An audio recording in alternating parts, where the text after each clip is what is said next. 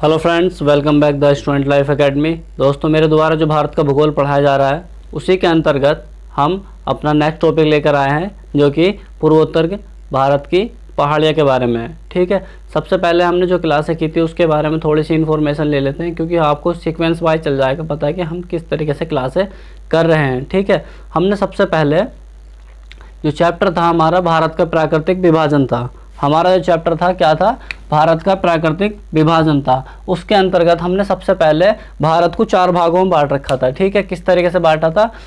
उत्तर पर्वतीय प्रदेश। ठीक है, पहला टॉपिक हमारा ये था। सेकंड टॉपिक जो था हमारा दक्षिण का पठार था। ठीक है, दक्षिण भारत का पठार था। इसके बाद हमारा जो थर्ड टॉपिक था, थर्ड टॉपिक हमारा ये भारत का विशाल मैदान के बारे में था। ठीक है, यहाँ भारत का विशाल मैदान के बारे में था। ठीक है, इसके बाद फोर्थ टॉपिक जो था हमारा पूर्वी घाट और पश्चिमी घाट के बारे में था। ठीक है, इस तरीके से हमारी क्लास चल रही थी। सबसे पहले जो हमने टॉपिक उठाया था वो उठाया था उत्तर पर्वतीय प्रदेश उठाया था। ठीक है, उत्तर पर्वतीय प्रदेश के बारे में हमने हिमालय के बारे में चर्चा कर ली थी। ठीक है, किस तरीके से बना है ये हमने वीडियो बना चुकी है। ठीक है, इसके बाद हमारा जो सेकंड टॉपिक था वो था ट्रांस हिमालय, मतलब हिमालय से पार का क्षेत्र क्या कहलाता है? ट्रांस हिमालय कहता है। इसके बारे में हमने चर्चा कर ली। ठीक है, अब जो हमारा नेक्स्ट टॉपिक है, आज का जो हमारा टॉपिक चर्चा का विषय है उसके बारे में हम बताते हैं आपको। एक इमेज के द्वारा आप देख सकते हैं। ठीक है, पूर्वोत्तर की पहाड़ियाँ, मतलब पूर्वी क्षेत्र में जो हमारी पहाड़ियाँ पाई जाती हैं उसके बारे में हमारा आज टॉपिक है। ठीक है, यहाँ से सबसे ज़्यादा क्वेश्चन बनने की संभावना होती है, क्योंकि अक्सर यहाँ से बच्चे इसे ध्यान से नहीं पढ़ पाते हैं, क्योंकि यहाँ पर थोड़ा सा बहुत अजीब टाइप से दे रखा है। ठीक है ना, सबसे पहले हम जो भारत के विदेशी राज्य हैं, ठीक है, विदेशी देश हैं, उनके बारे में चर्चा कर लेते हैं। ठीक है, सबसे पहले हम नेपाल।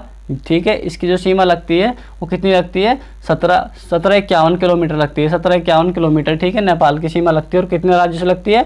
5 राज्यों से लगती है। अभी हाल ही में पैट के एग्जाम में यहाँ से क्वेश्चन पूछा गया था कि नेपाल की सीमा भारत के कितने राज्यों से लगती है? तो 5 राज्यों से लगती है। ठीक है, इसके बाद भूटान। भूटान की सीमा जो लगती है हमारे भूटान की सीमा जो लगती है हमारी 699 किलोमीटर लगती है। ठीक है, इसके बाद यहाँ पर आ जाते हैं बांग्लादेश, और बांग्लादेश की सीमा जो लगती है 4096। ठीक है, 4096 किलोमीटर क्या लगती है? बांग्लादेश की सीमा लगती है। ठीक है, इसके बाद आगे आ जाएंगे हम यहाँ पर म्यांमार की सीमा जो लगती है 1643 किलोमीटर म्यांमार की सीमा लगती है। ठीक है, सबसे पहले हमें यहाँ पर कुछ राज्यों के बारे में पता होना चाहिए, जैसे कि आप सब देख रहे हैं यहाँ पर ये मैंने मैप बना रखा है, तो मैप के द्वारा ये असम राज्य दिखाया। ठीक है, इसके जस्ट ऊपर आ जाएंगे तो हमारा क्या है? अरुणाचल प्रदेश है। ठीक है, इसके बाद यहाँ पर नागालैंड, और नागालैंड के बाद यहाँ मणिपुर, और मणिपुर के बाद मिजोरम, और मिजोरम के बाद त्रिपुरा, और त्रिपुरा के बाद यहाँ पर मेघालय। ठीक है, और ये सिक्किम। इस तरीके से हमारे यहाँ पर 1+7 सिस्टर। ठीक है, 1 ब्रदर 7 सिस्टर, इसके बारे में हम चर्चा करेंगे। ठीक है, सबसे पहले हम यहाँ पर जो पहाड़ियाँ हैं उन पहाड़ियों को थोड़ा सा पूरब से पश्चिम का क्रम देख लेते हैं, या पश्चिम से पूरब का क्रम देख लेते हैं। सबसे पहले हम पश्चिम से पूरब का क्रम देख लेते हैं, क्योंकि जो पीसीएस का एग्ज़ाम है, यूपीएससी का एग्ज़ाम है, ठीक है, वहाँ पर ये इस तरीके से कथन में वो मैचिंग करके पूछ लिया जाता है। ठीक है, ए लिस्ट और बी लिस्ट करके मैच करने को दे देता है किस राज्य में क्या है। ठीक है, सबसे पहले यहाँ पर डाफला। ठीक है, ये देखो यहाँ पर यह असम राज्य है और ये अरुणाचल प्रदेश है, तो इसके विषय में हम अभी आगे चर्चा कर रहे हैं। ठीक है, डाफला, मिरी, अबोर, मिसमी, पटकाई-बूम। ठीक है, ये क्या हो गया? हमारा पश्चिम से पूरब का क्रम हो गया। ठीक है, इस तरीके से पता होना चाहिए, ये पश्चिम से पूरब का क्रम, डाफला, मिरी, अबोर, मिसमी और ये पटकाई-बूम। ठीक है, पटकाई-बूम यहाँ पर है। अब ये हमारा हो गया पश्चिम से पूरब क्रम, लेकिन पूरब से भी होना चाहिए। ठीक है, तो इसका उल्टा कर दो, यहाँ पटकाई-बूम, इसके बाद मिसमी, इसके बाद अबोर, और ये मिरी, और मिरी के बाद डाफला। ठीक है, ये हमारा पूरब से पश्चिम का क्रम हो गया। इस तरीके से हमें पता होना चाहिए। सबसे पहले हम यहाँ पर डाफला के बारे में चर्चा कर लेते हैं। ये डाफला पहाड़ियाँ हैं। ठीक है, तो देखो यहाँ पर असम है और यहाँ अरुणाचल प्रदेश है। यहाँ देखो असम है और यहाँ अरुणाचल प्रदेश। ठीक है, इसकी सीमा पर देखो, ये सीमा है और इस सीमा पर कौन सी पहाड़ी अवस्थित है? डाफला पहाड़ी अवस्थित है। ठीक है, और ये डाफला पहाड़ी यहाँ पर एक तेजपुर और लखीमपुर। ठीक है, तेजपुर और लखीमपुर लखीमपुर जिले के उत्तर में ये वाली पहाड़ियाँ पाई जाती हैं। कौन सी पहाड़ियाँ? डाफला पहाड़ियाँ पाई जाती हैं। ठीक है, और यहाँ पर डाफला जनजाति निवास करती है। इसके बाद मिरी पहाड़ियाँ हैं, मिरी के बाद अबोर, और अबोर के बाद मिसमी, और मिसमी के बाद पटकाई बूम। ठीक है, यहाँ पर पटकाई बूम है, और पटकाई बूम के बारे में थोड़ी सी इन्फॉर्मेशन हम ले लेते हैं। ठीक है, क्योंकि यहाँ से क्वेश्चन बनने की संभावना है। ठीक है, इस तरीके से कि देखो पटकाई बूम सबसे पहले अंतर्राष्ट्रीय सीमा साझा करता है। ठीक है, पटकाई बूम जो मतलब म्यांमार से सीमा साझा करने वाले कितने राज्य हैं? 4 राज्य हैं।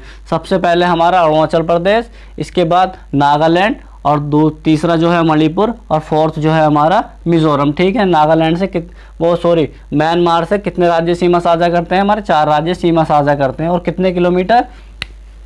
1643 किलोमीटर। ठीक है, क्या लगते हैं? म्यांमार की सीमा लगती है हमारे भारत के राज्यों से। ठीक है, अब यहाँ पर हम पटकाई बूम के बारे में बात कर रहे थे। पटकाई बूम जो एक अंतर्राष्ट्रीय सीमा साझा करता है। देखो म्यांमार जब सीमा साझा करता है अरुणाचल प्रदेश, तो क्या हुआ? यहाँ पर अंतर्राष्ट्रीय सीमा हो गई। ठीक है, इसके बाद यहाँ पर एक दर्रा पाया जाता है। ठीक है, पटकाई बूम जो एक पहाड़िया है, उस पहाड़ी में एक दर्रा पाया जाता है। उस दर्रे का नाम है पांगसो। पांगसो दर्रे के द्वारा क्या होता है? यहाँ पर हमारा अंतर्राष्ट्रीय व्यापार होता है, क्योंकि इस पांगसो दर्रे में अवस्थित क्या है? एक लैडो रोड है। लैडो रोड क्या होता है? एक अंतर्राष्ट्रीय रोड है। ठीक है, जो दो देशों के बीच में है। ठीक है, इसी के द्वारा हमारा किससे व्यापार होता है? म्यांमार से व्यापार होता है। ठीक है, इसके बाद जस्ट नीचे आ जाते हैं हमारा नागालैंड। ठीक है, नागालैंड की जो राजधानी है वो कोहिमा है।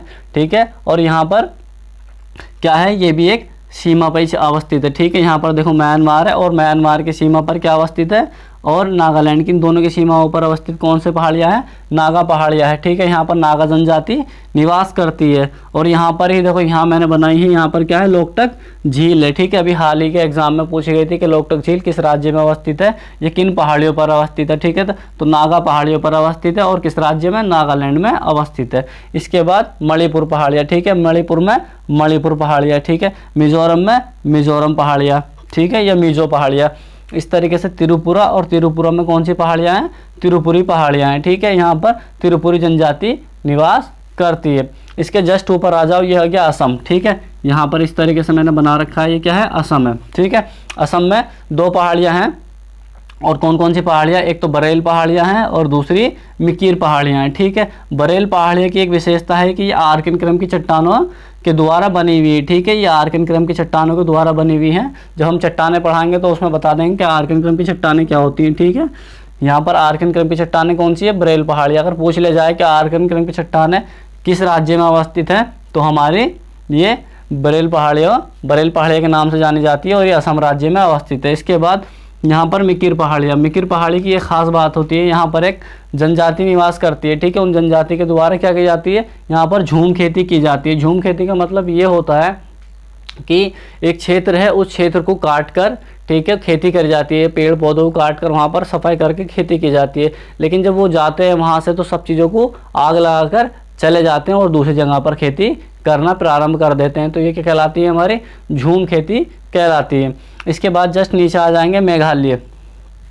ठीक है, और मेघालय की राजधानी क्या है? शिलोंग है। ठीक है, मेघालय की राजधानी शिलोंग है। मेघालय की में 3 पहाड़ियाँ हैं। ठीक है, मेघालय में 3 पहाड़ियाँ हैं। यहाँ पर देखो, ये है गारो, खासी, जैंतिया। ठीक है, गारो, खासी, जैंतिया। ठीक है, यहाँ पर ये जनजातियाँ निवास करती हैं, तो इन्हीं के नाम पर इसका नाम पड़ गया है। ठीक है, गारो पहाड़ी पे गारो जनजाति निवास करती है, खासी पहाड़ी पर खासी जनजाति, और जैंतिया पे जैंतिया जनजाति। इस तरीके से यहाँ पर जनजातियों के नाम पर इन पहाड़ियों का नाम पड़ा। ठीक है, और आप जानते हैं कि विश्व का सबसे ज़्यादा वर्षा होने वाला स्थान कौन सा था? पहले चेरापूंजी था, लेकिन हाल ही में अब वो बदल गया है, तो उसका नाम क्या हो गया? मानिसरम हो गया। ठीक है, लेकिन ये पूछ ले जाए कि मानिसरम या चेरापूंजी किन पहाड़ियों पर अवस्थित है, तो वो हमारी खासी पहाड़ियों पर अवस्थित है। ठीक है, यहाँ पर बना रखा है मैंने, और ये चेरापूंजी। ठीक है, इसके पश्चिम में अवस्थित है। चेरापूंजी के अवस्थित मानिसरम अवस्थित है। ठीक है,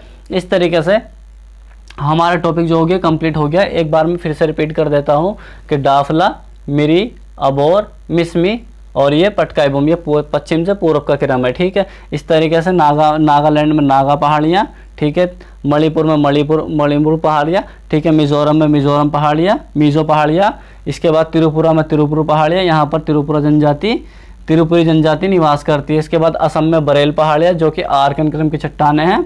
ठीक है, ये पहाड़ियाँ हैं। इसके बाद मिकिर पहाड़ियाँ, यहाँ पर झूम खेती की जाती है जनजाति के द्वारा। इसके बाद मेघालय, और मेघालय में क्या है, हमारा गारो, खासी, जयंतिया, जो कि जनजातियों के नाम पर इनका नाम पड़ा। ठीक है, इस तरीके से हमारा टॉपिक कंप्लीट हो चुका है। अब जो नेक्स्ट क्लास होगी हमारी, वो होगी दक्षिण के पठार को लेकर। ठीक है, भारत का दक्षिण का पठार को लेकर